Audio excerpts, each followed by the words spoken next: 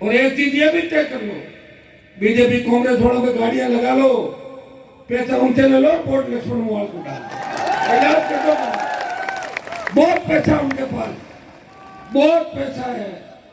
अगर वो चले गए, पैसा लोग खा जाएंगे। वसूल कर लो, यहीं से गया वो पैसा देना ना, आपका टैक्स है। समझ गए मेरी बात? कल एक लड़का मुझे कह रहा था कि भाई साहब मैंने गाड़ी वहां लगा ली। अच्छा, मैंने कहा 70 साल तो कभी बराबर बैठा लेता हूँ? नहीं। तो अब बोले चूक कर ली। मैं अब क्या होता है? मैं अभी हो सकता है कि 70 साल इन्होंने धोखा दिया, बोल दिया था। अब मैं क्या करूँ? मैंने गाड़ी वहीं रहने दे, किराया ज्यादा ले ले और वो बोल करवा दूंगा ये काम। आप लोग अगर किसी की ट्रांसफर करानी है, डरते हो मेरी बदली करा देंगे, मेरा धंधा बंद कर देंगे। कोई नहीं करेगा, मैं बैठा हूं ना। अगर कोई आपको डराएगा, मैं उसको घर में जाकर डरा दूंगा। चिंता करने की आवश्यकता नहीं। बड़े बड़े हार्डकोर अपराधी राजस्थान के अंदर जो किसान के बेटों की हत्याएं करते सरकार को डरा रहे थे, उस वक्त एक ही व्यक्ति लड़ रहा था जो आपके सामने बैठा। उसको 1.5 सुरक्षा नहीं है।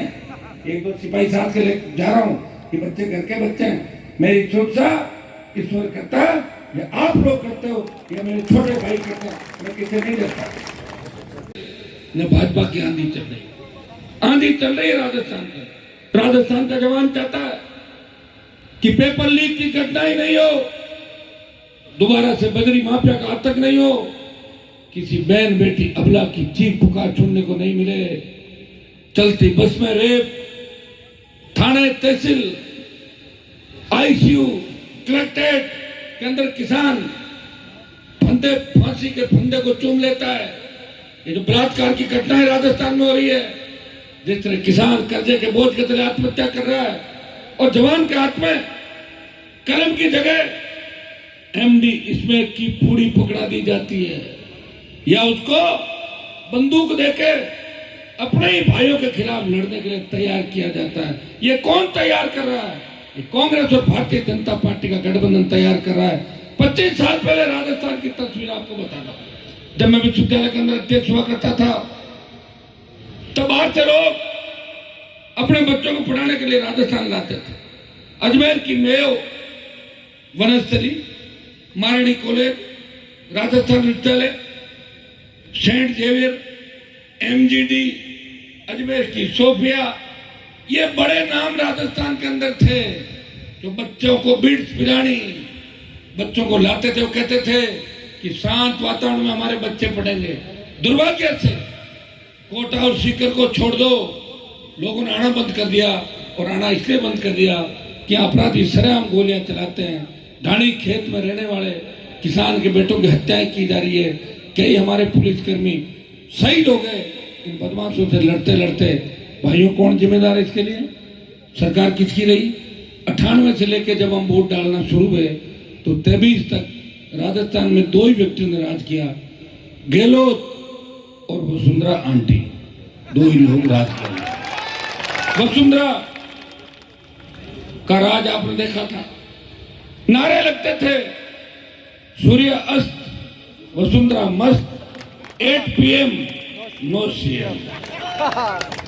8 बजे लेके बोतल और 1.5-2 बोतल अकेली पीती।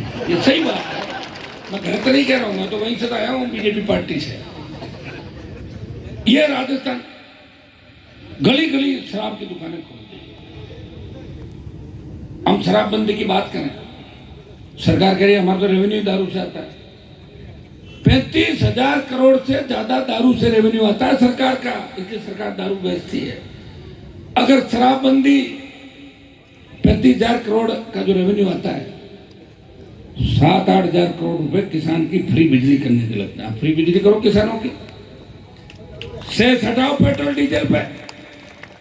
पंजाब हरियाणा के अंदर डीजल पेट्रोल सस्ता है, हमें महंगा दे रहे। हाँ, ये सही है कि महंगाई बढ़ाने के लिए मोदी जिम्मेदार है, लेकिन गहलोत भी तो बराबर जिम्मेदार है। वो कम कर दे, कौन रोक रहा है उसको? ये जो सिलेंडर याद आए, एक चुनाव साल को देखते इस बजट में रिपीट होने के लिए प्रयास कराए।